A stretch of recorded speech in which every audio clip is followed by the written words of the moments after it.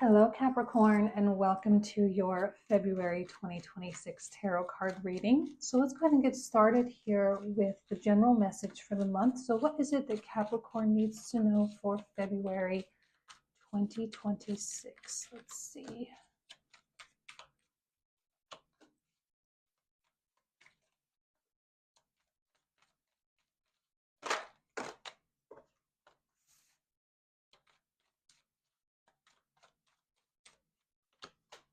Okay. So the King of Wands comes out and really speaks to the visionary aspect of you, the creator, the one who has the big dream.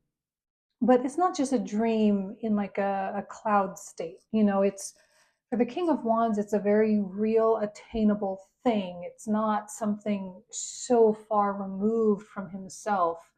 So there does tend to be a lot of drive and ambition to really go after it. Now, with the Two of Swords immediately following, it tells me that you are at a crossroads and that there are choices in front of you, and you are taking those things into consideration, right? You are analyzing which path is most likely to get you where you want to go, which one is going to be the path of least resistance, which one feels right or feels most aligned.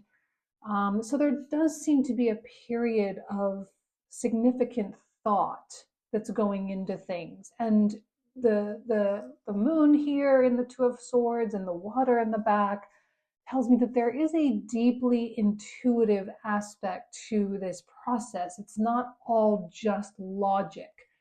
Um, Although we are in a heavy logic time, I would say, because Aquarius, we have the sun, we have Mars in there. But I think with the Pisces stuff, with Mercury coming into Pisces and Venus coming into Pisces, and specifically Mercury moving very quickly into a pre-shadow this month before it retrogrades on the 26th, that Piscean energy is going to still be very prominent. So that's the intuitive aspect. That's the part where you really have to put forth a lot of trust and faith in the options.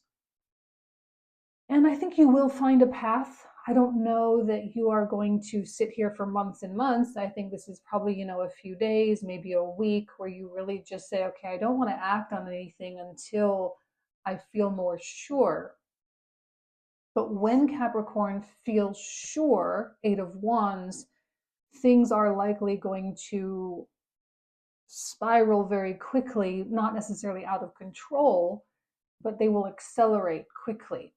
The Eight of Wands suggests a lot of forward motion rapidly, and it's straight. There's not a lot of chaos with the Eight of Wands. It's really straightforward. There's not a lot of obstacles or hurdles. It's like you can get from point A to point B without any resistance at all.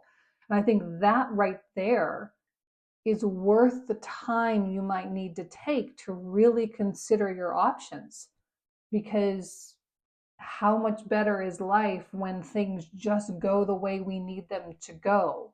Now, I'm not saying there won't be those little minor inconveniences that we get with a Mercury retrograde. Of course, those types of things will surely show up, especially because Mercury in Pisces is in detriment. So it's not a super strong Mercury placement. So it will have its things.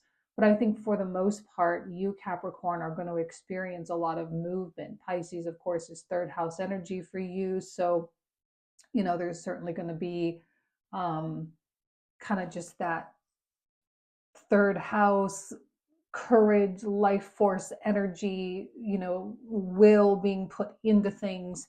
Therefore, a lot of movement, a lot of change very quickly.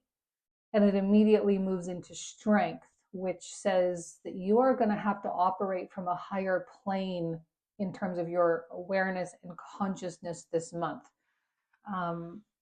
There might be things, and I'm looking with the Queen of Cups as well, as she's a deeply healing Cancerian force, that there might be things that surface for you, fears, doubts, insecurities, which of course is normal.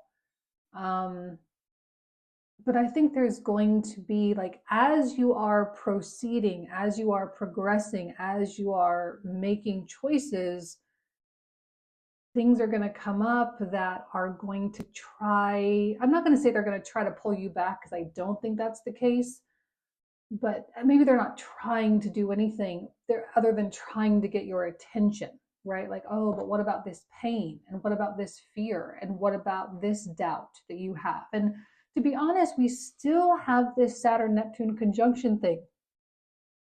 And as much as, I mean, we're going through the change now of Neptune coming back into Aries, right? We have that now in Aries. On the 13th, Saturn will follow and come back into Aries, but they're still so close together. And Saturn is still in kind of this Neptunian realm. So Neptune is kind of making things a bit cloudy. And it is asking us to surrender a lot and to let a lot go and to shed this skin, to shed this identity, to really kind of get into this vulnerable place so that we can grow and develop and evolve in new ways, which is really what 2026 is going to be about. But you operating from this higher plane is going to give you this option to say, okay, well, here's a fear. Here's something that has held me back in the past. Because chances are there is a connection with something in the past. Like, you've been here before. You've had this issue happen. You've had failure in this area before. And yet, I think you know in your heart of hearts, King of Wands just always just knows that you're not going to fail this time. It's not going to be a initiate, fail, repeat situation. It's not going to be a cyclical thing. Like, this does seem to be like some kind of a breaking of the cycle. And this breaking of the cycle, Saturn Neptune, has been potent. And now it's time for us to say, okay, well, we have to live in the breaking of this cycle. Okay, we broke it. We are breaking it. Every time something surfaces, every time something comes up and we can address it and still proceed regardless, we're breaking that cycle. And it's a little easier to do right now, even if we don't have all the clarity, which again, there's a blindfold here. So I know there's a lot of things you can't see, but yet the strength says day by day, issue by issue, you will address each issue as it comes up for you, and you will conquer those issues so that you do not have to face them again. And that brings the healing with the Queen of Cups. And I think with every time you get to conquer one of these adversarial energies in your own mind and in your own heart, you feel more and more self-assured, more and more confident and self-believing that this can be done and that this vision, again, is actually attainable for you. And I think there's a massive breakage of resistance here, at least in the first week of February. Keeping in mind that we are building up to eclipse season. We have the eclipses on the 17th in Aquarius, and then the Mercury retrograde at the end of the month. So there are things looming, but this feels like a breakout, break free month for Capricorn.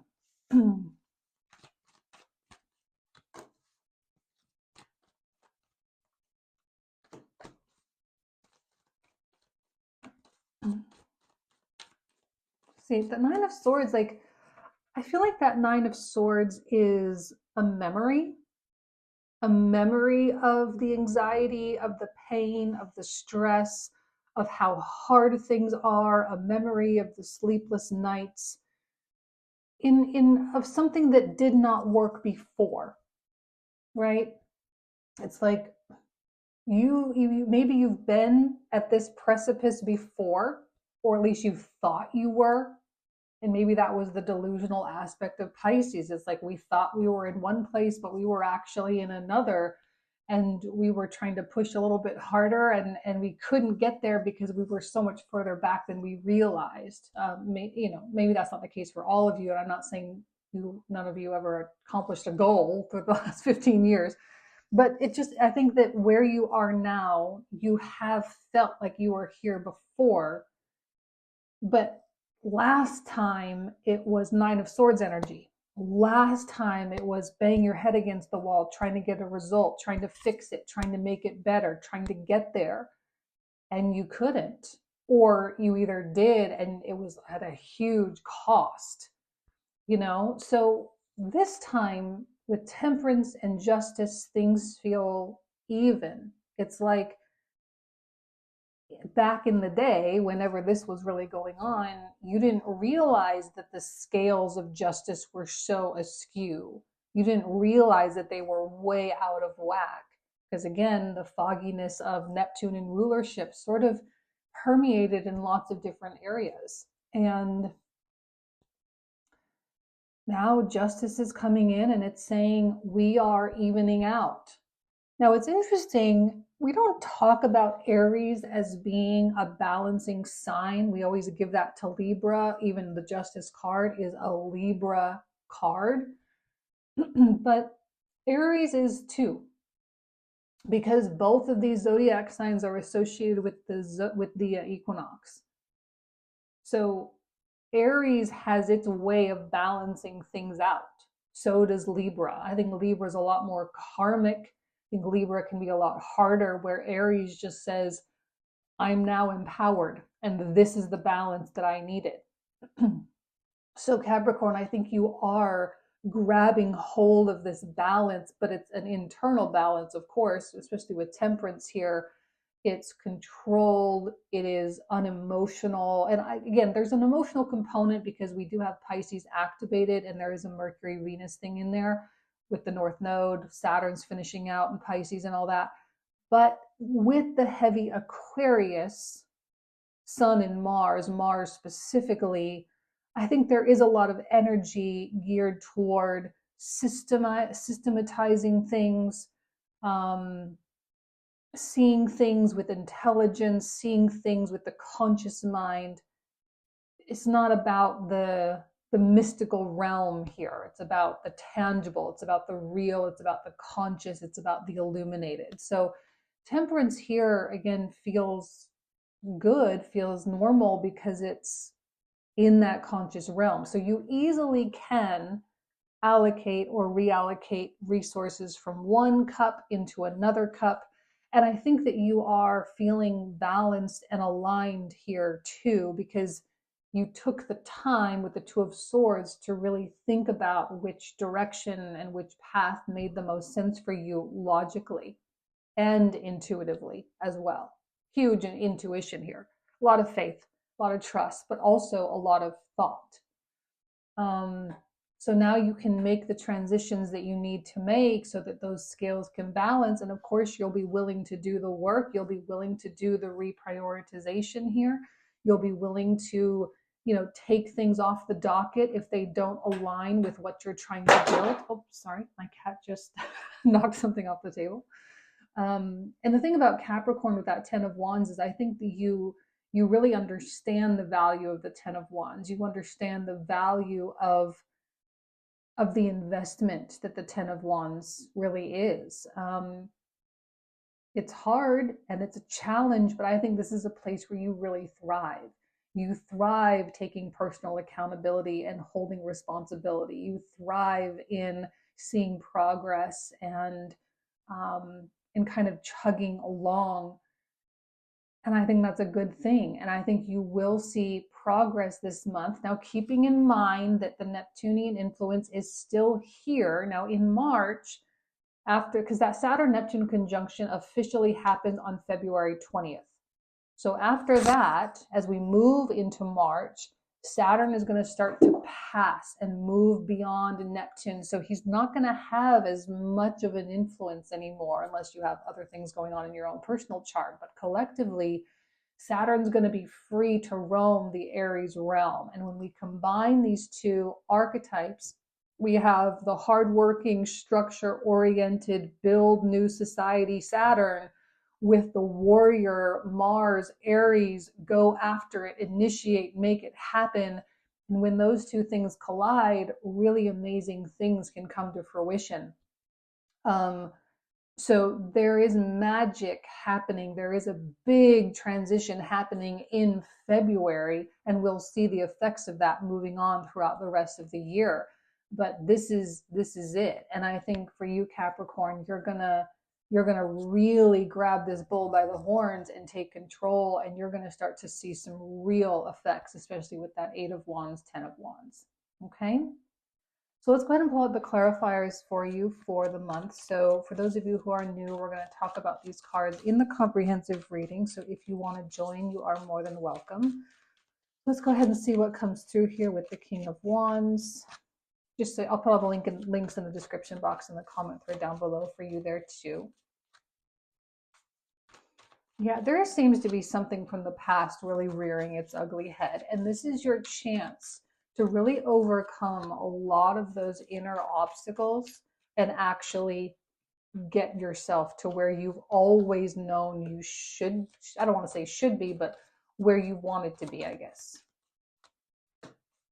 10 of Coins. Page with the World. We have the 4 of Coins. Knight of Coins, High Priestess.